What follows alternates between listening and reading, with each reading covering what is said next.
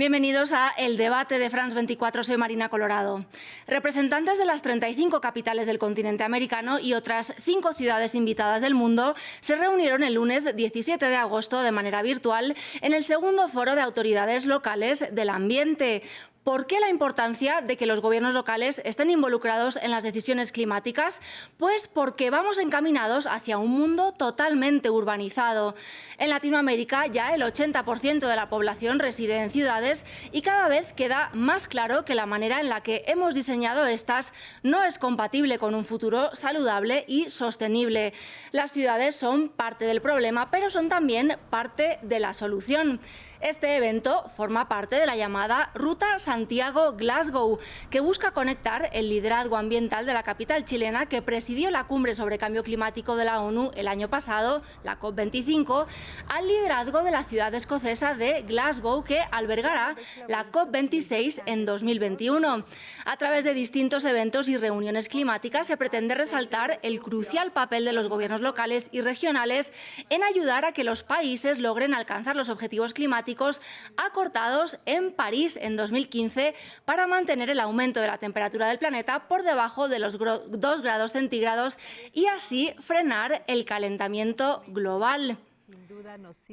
De este segundo foro de autoridades locales del ambiente de las Américas salió la Declaración de Santiago, en la que reconocen que el cambio climático es sin duda el principal reto al que se enfrenta la humanidad.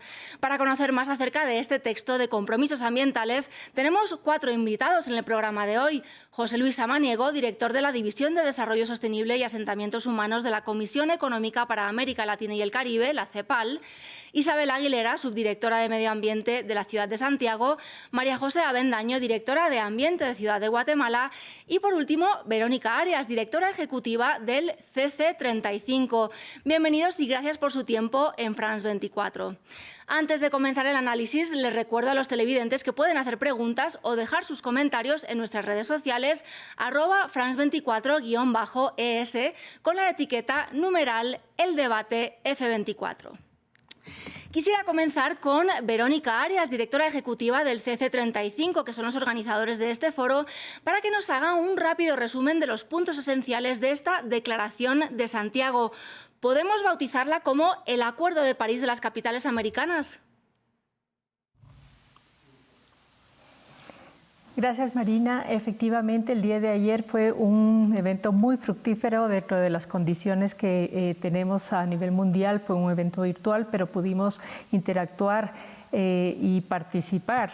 Muchos de los aliados estratégicos y las ciudades pudieron debatir sobre lo que se está construyendo, que es la Declaración de Santiago.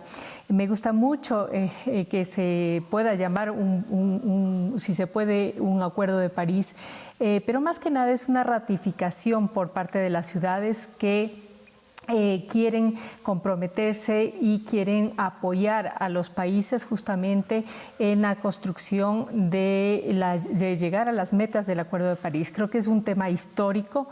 Definitivamente ha habido muy pocos momentos en la historia de la Convención de Cambio Climático donde el rol de las ciudades han jugado un papel preponderante. La primera, creo que podemos resumir en el 2015, una gran cantidad de ciudades ratificaron de alguna forma el Acuerdo de París, porque acordémonos que las partes de la convención son los países, pero las ciudades que quisieron expresar esa buena voluntad de contribuir definitivamente a los compromisos nacionales determinados, justamente con acciones concretas como son las que pueden llevar a cabo las ciudades. La otra que podríamos decir es que en el 2012, cuando Estados Unidos no firmó o no suscribió el protocolo de Kioto, los alcaldes de Estados Unidos hicieron público el apoyo justamente a que si el gobierno federal no estaba apoyando el protocolo de Kioto, las ciudades sí lo iban a hacer. Entonces, vemos que a nivel global el liderazgo de las ciudades cada vez es más importante. El día de ayer ayer dentro de la Declaración de Santiago se manifestaron varios temas. Primero, el Acuerdo de París es uno de los ejes estratégicos para llegar al carbono neutralidad del 2050 y ese ha sido uno de los principales retos y compromisos al que las ciudades están suscribiendo. También adherirse a una iniciativa que es Alcaldes por el Clima y que justamente está en ese marco que estamos hablando a través de una legislación. Marina, y esto es muy importante porque se pueden tener planes, se puede tener una voluntad política, pero si no tenemos un instrumento vinculante, especialmente a través de ordenanzas municipales o cualquier instrumento de legislación, mal podemos llegar a las metas que está establecido el Acuerdo de París. Otro de los grandes proponentes y de los temas que se trataron en la Declaración de Santiago es ir hacia ciudades capitales sin plástico, ¿no? Estamos viendo que uno de los graves problemas a nivel mundial es la contaminación por plásticos, así que también se trató ese tema. Y el tercero, que es la igualdad de género, es otro de los temas transversales que vemos cada vez más importantes que la crisis climática que estamos viviendo, porque ya no es solamente un cambio climático, sino una crisis climática. Y vamos a una emergencia climática, sí, que es un llamado que se está haciendo por parte de las ciudades a las autoridades nacionales. Es también que está afectando a los más vulnerables, a los sectores más pobres y, por supuesto, entre ellos están las mujeres. Así que, de todas maneras, ese es otro tema que tenemos que ir desarrollando y que es uno de los acuerdos que las autoridades ambientales de las Américas han puesto sobre el tapete y que se han comprometido, sí, a trabajar en estos ejes estratégicos. Y es uno de los temas de los que vamos a hablar también en este debate acerca del rol de las mujeres en la lucha contra el cambio climático. Este tipo de encuentros ambientales a nivel local son mucho menos conocidos o publicitados, sin embargo, pueden dar resultados mucho más rápidamente que las cumbres globales de los gobiernos nacionales. Santiago de Chile y Guatemala son los anfitriones de este año y del que viene. Como los anfitriones, como los países anfitriones y como las ciudades anfitriones más bien, ¿cuál es su opinión acerca de la importancia de la gobernanza subnacional en este tema? Vamos primero con la jefa de Medio Ambiente de Santiago, Isabel Aguilera. Muy buenas tardes. Efectivamente, la importancia de la acción local, de los gobiernos locales en Latinoamérica y sobre todo en Chile, ha quedado demostrada, entre muchas otras cosas, luego de estos meses duros de trabajo en contra de la pandemia. Han sido las voces de los alcaldes y alcaldesas de Chile las que han levantado la voz sobre la urgencia del trabajo y las decisiones que hay que tomar en momentos críticos, en momentos de búsqueda de resiliencia y de encontrar soluciones efectivas que puedan dar cuenta de un bienestar de la población. Vamos, ¿cuál es la opinión desde Ciudad de Guatemala, María José Avendaño? Bueno, creo que el gobierno local tiene un vínculo más cercano con la población y a través de esas normativas, como lo decía Verónica, podemos contribuir más y eficientemente a generar estos cambios que necesitamos. No podemos olvidar que definitivamente las ciudades somos lo que más impactamos al cambio climático. Por lo tanto, somos la herramienta perfecta para poder llegar y solucionar estos temas. Este tipo de encuentros de autoridades locales facilitan esa comunicación entre las ciudades y facilitan el aprender unas de otras las herramientas que mejor han funcionado. Creo que si logramos como ciudades capitales poner este ejemplo de un trabajo en conjunto, vamos a lograr esos cambios tan necesarios más rápido. Uno de los temas recurrentes durante el foro, en cada uno de los aspectos tratados, era la financiación. ¿Cómo hacer que este dinero de los presupuestos nacionales llegue hasta los gobiernos locales? José Luis Samaniego, desde Chile, desde la CEPAL. ¿Qué tal? Muy buenas noches. Muchas gracias por la invitación. Mira, para que llegaran esos recursos nacionales hacia las ciudades, tú tendrías que garantizar que los gobiernos locales puedan por lo menos pagar una parte de lo que de esta manera concertada entre nación y ciudad se invierte en alternativas. Pero eso a su vez requiere de un fortalecimiento de los catastros a nivel local para poder recaudar los impuestos prediales, que son los más fuertes dentro de las finanzas públicas locales. Pero tendrías también que explorar, y eso está muy poco explorado, una serie de alternativas fiscales como los derechos y los aprovechamientos que las ciudades podrían utilizar de un modo alternativo a los impuestos. Te pongo un ejemplo para que se entienda mejor. En muy pocos sistemas de movilidad pública de América Latina está concesionado el uso del suelo alrededor de las terminales, por ejemplo, de los camiones o del metro, de modo que se conviertan en zonas de servicios. Eso ocurre espontáneamente. Pero si fuera una decisión ordenada de los gobiernos, esos espacios podrían generar recursos para los gobiernos locales que les permitirían repagar por lo menos una parte de las inversiones que se han hecho en esos sitios, igual que recuperando plusvalías por efecto de la obra pública. Tú sabes que el suelo se revalora por efecto de la intervención pública. Entonces, fortaleciendo estas áreas de las finanzas públicas e innovando en el tipo de servicios, tú podrías lograr que el gobierno nacional se animara más a hacer inversiones junto con el gobierno local, porque habría forma de que esos servicios nuevos y esas inversiones nuevas fueran recuperables para el gobierno local.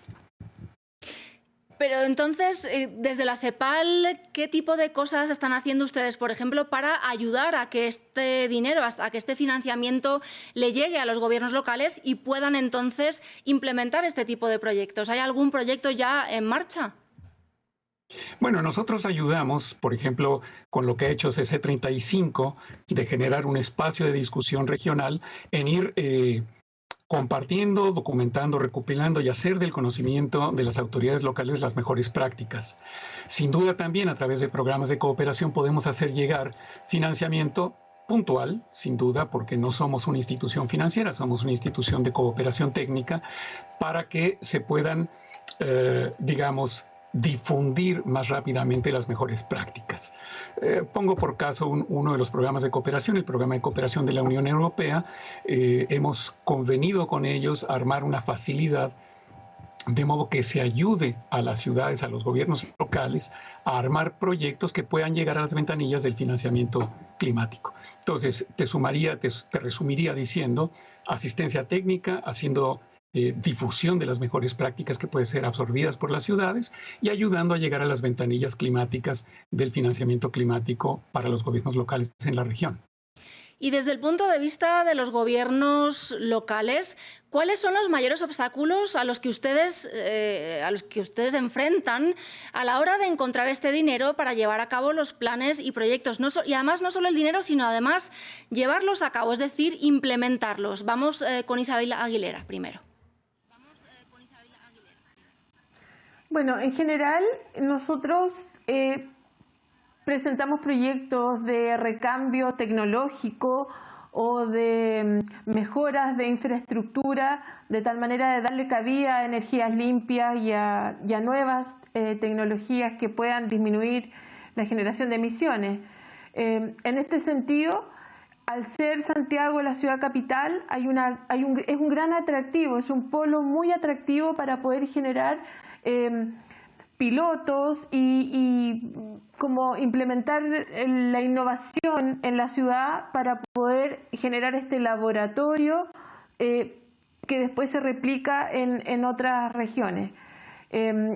Los financiamientos locales siempre son muy escasos, por lo que indicaba el señor Samaniego, que no tenemos grandes ingresos propios. Y generalmente los financiamientos los hacemos a través de ministerios y gobierno nacional. Hay concursos periódicamente de incentivar la buena práctica en términos de acceso a nuevas energías. Hay una industria floreciente en términos de poder captar innovación, trabajo con academia y otros polos de desarrollo tecnológico en el país. Nosotros tenemos un gran desierto y la potencialidad que tenemos en materia de energía solar es infinita. Al haber proyectos buenos, siempre hay financiamiento. Y en ese sentido, los proyectos buenos generalmente van a generar ahorros en el futuro de consumos de energía o de otro tipo de consumo, y finalmente los proyectos se van pagando con los mismos ahorros que van generando. Son planificaciones a largo plazo, no son de retorno inmediato, entonces debe haber un financiamiento que soporte el crédito. Son instituciones grandes generalmente las que tienen las espaldas para poder continuar con este tipo de inversiones, pero es posible con muy buena voluntad, con una capacidad de abrirse a nuevos negocios y a nuevas formas de hacer las cosas al interior de la burocracia estatal, de la burocracia municipal, pero también la voluntad de que el privado aprenda a trabajar con el sector público. Es un aprendizaje permanente y de colaboración, tal como lo señaló María José, con las otras ciudades capitales de Latinoamérica. Y me gustaría preguntarle a Verónica Arias del CC35 si dentro de esta declaración de Santiago, que según entiendo es vinculante, hay algún tipo de escritura por la que los cambios de gobiernos a nivel local no vayan a afectar a estos compromisos de las ciudades, es decir, que no vayan a cambiar si cambia el gobierno local. ¿Hay algo así estipulado? Bueno, la Declaración de Santiago es un instrumento de una voluntad política que, si se quiere, se puede seguir, ¿no es cierto?, suscribiendo. Es decir, el primer foro que se lo hizo, y la Declaración de Quito se lo hizo en el 2018, cuando tuve el honor de estar al frente de la Secretaría de Ambiente de la ciudad de Quito. Esta es de la segunda parte, que es la Declaración de Santiago, y tendremos en el 2021, Dios mediante, la Declaración de Guatemala. Y así se van formando los instrumentos internacionales en base a la repetición.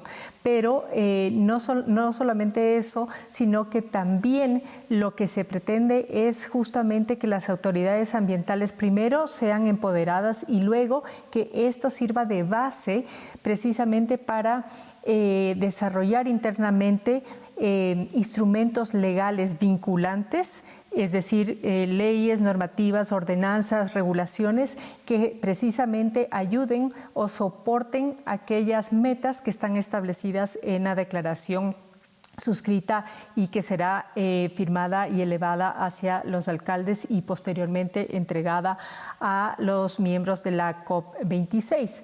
Dentro de la ruta Santiago-Glasgow.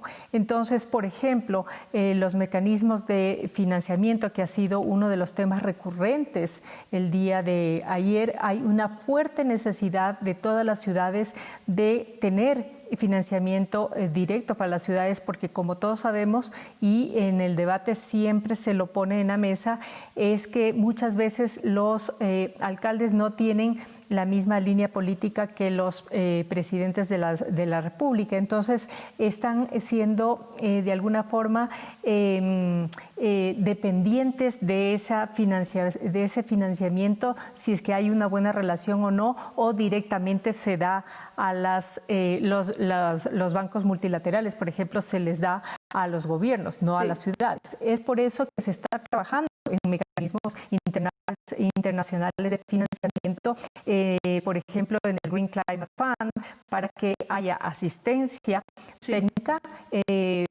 para las ciudades, para el desarrollo de proyectos, que es una de las necesidades que también surtió en el debate de ayer, y también el primer fondo, si se quiere, subnacional climático, con iniciativas donde el sector privado estaría poniendo un gran número y un gran capital para apoyar a las ciudades directamente. Esto es de los sistemas novedosos que se está trabajando a nivel internacional, del cual CC35 es parte, y trabajando con las ciudades para la generación de proyectos a ser presentados en este tipo de fondos financieros no tradicionales, digamos así, a nivel internacional. Y ahí se demuestra un poco la importancia de las alianzas público-privadas de financiamiento para poder llevar a cabo este tipo de proyectos.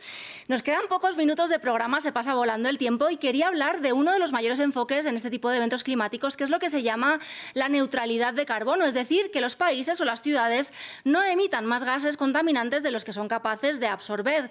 Uno de los mayores emisores en ciudades es el transporte terrestre. Santiago, que ha sido nombrada Capital Verde de las Américas durante este foro, es la segunda capital del mundo después de Beijing con más buses eléctricos. Sin embargo, el transporte público, que ha sido siempre la apuesta para reducir emisiones, ha sido uno de los sectores más afectados durante la pandemia. ¿Cómo poder restaurar la confianza del público en el transporte público? Precisamente, vamos con Isabel Aguilera en Chile.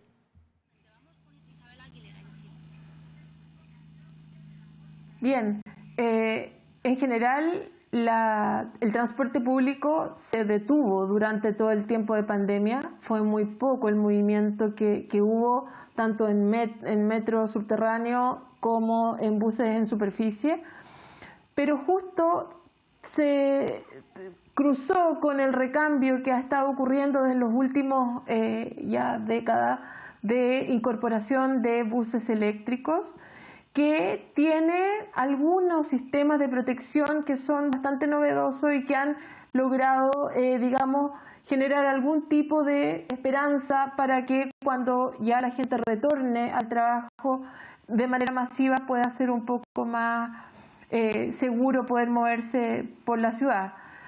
Nosotros contamos con cobre, es un mineral muy importante en nuestro país, y el cobre tiene una protección y desinfección importante, y en muchos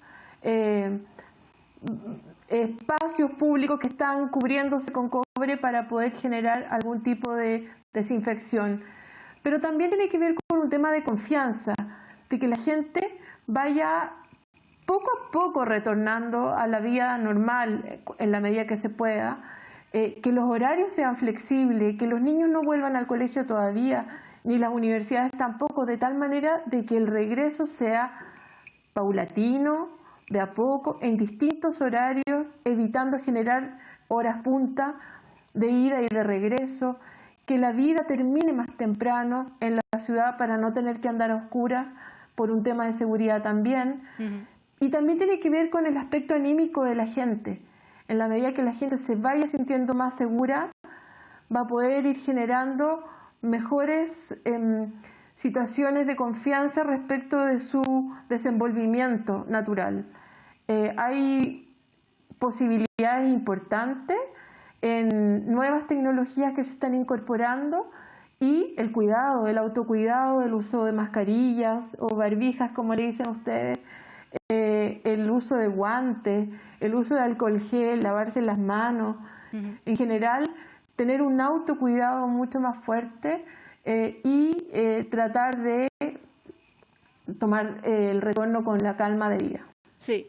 Y obviamente también hay que hacer un esfuerzo, asumo, desde las ciudades para promover otro tipo de transporte, como por ejemplo la bicicleta. Lo hemos visto en muchas ciudades de Latinoamérica, en Buenos Aires, en Bogotá, donde está France 24, donde las ciclovías se han aumentado considerablemente los kilómetros, y muchas ciudades están pensando hacerlas permanentes. Quería finalizar con un tema del que habíamos hablado brevemente al comienzo, y es que incluso durante las protestas ciudadanas contra el cambio climático, una de las premisas que se repite es la justicia social y la imposibilidad de existir sin justicia ambiental. Hoy, en el programa de hoy, tenemos a 3 invitadas mujeres que suelen ser las más afectadas en los desastres o crisis climáticas, como bien lo decía una de nuestras invitadas anteriormente. Sin embargo, cada vez hay más mujeres que lideran también esta carrera por buscar justicia ambiental y social. ¿Cuál es su postura al respecto? Y vamos a Ciudad de Guatemala con María José Avendaño. Bueno, creo que el camino nos lo hemos ido abriendo poco a poco.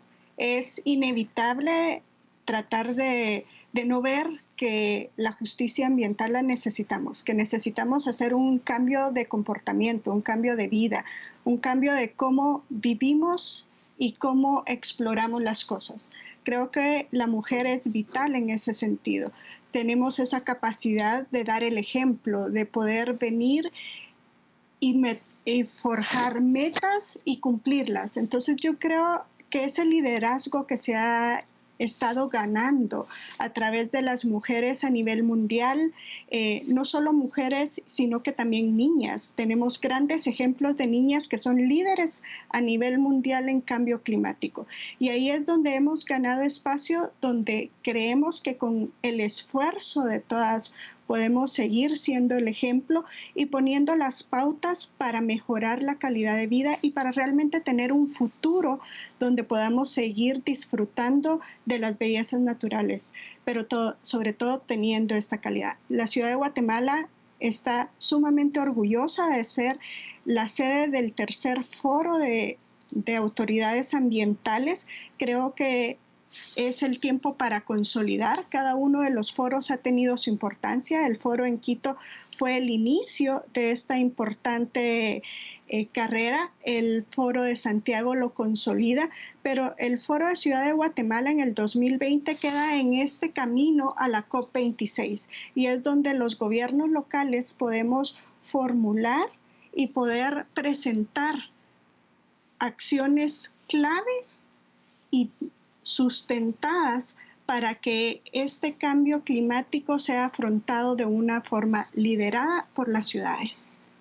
Y me gustaría finalizar haciendo un poco una ronda de comentarios o de mensajes o de ideas acerca de qué necesitamos realmente en el continente americano para poder avanzar en la lucha contra el cambio climático desde abajo hacia arriba. Comencemos con José Luis Samaniego de la CEPAL. Muchas gracias, Marina. Mira, yo creo que son tres cosas. La declaración es muy importante en el sentido de que genera un espacio de discusión y llama a una estrategia regional común. Eso es básico. Hay muchas cosas para armonizar, muchas cosas que aprender. Segundo, yo creo que en el campo regulatorio los gobiernos locales tienen un enorme campo de experimentación y de generar condiciones para que la inversión privada pueda florecer en alternativas bajas en carbono. ¿Sí? Déjame poner un ejemplo nada más. Sabemos que nos estamos moviendo a la electrificación. Bueno, es necesario que los gobiernos locales permitan a través de instrumentos regulatorios que entren a la circulación los autos o los buses que van a estar reconvertidos de combustión interna a eléctricos. Ahí, en ese campo regulatorio, hay un enorme mundo por avanzar. Entonces, que existe el espacio, que haya acción regional que, como tú decías, tiene más viabilidades y que los gobiernos locales exploren su potencial regulatorio para atraer el capital privado, la inversión y los consumos alternativos y, por supuesto, descarbonizar el transporte, básico en las ciudades. En 30 segundos, María José Avendaño, su conclusión o su petición.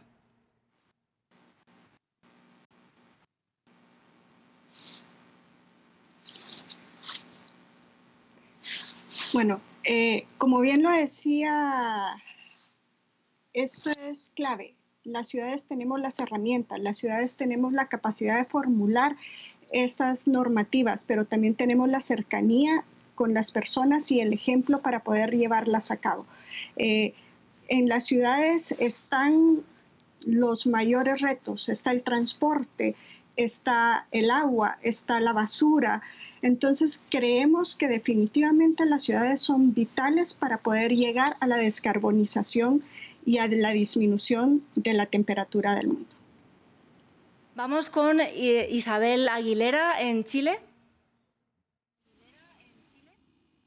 Creo que el gran desafío para estos tiempos que se vienen y en un compromiso acabado y decidido es trabajar por la resiliencia de las comunidades. Creo que es súper importante poder formar comunidades empoderadas y convencidas con una muy buena educación ambiental de que se puede enfrentar un nuevo mundo, una nueva forma de vivir, pensando en consumir menos, pensando en consumir mejor, pensando en hacerse cargo de los residuos que generamos, de recuperar la naturaleza y el valor que ella tiene, sobre todo en estos tiempos de confinamiento. Y en ese sentido, darle poder a las mujeres para que puedan generar alianzas en comercio sustentable, en incorporación de nuevas energías y en generar comunidades con mayor sabiduría. Pues muchísimas gracias. Me disculpo con Verónica Arias de CC35 porque se nos acaba el tiempo. Quedo pendiente para su conclusión en otro momento. Muchísimas gracias a todos los invitados y a ustedes gracias. Hay mucho más en france24.com.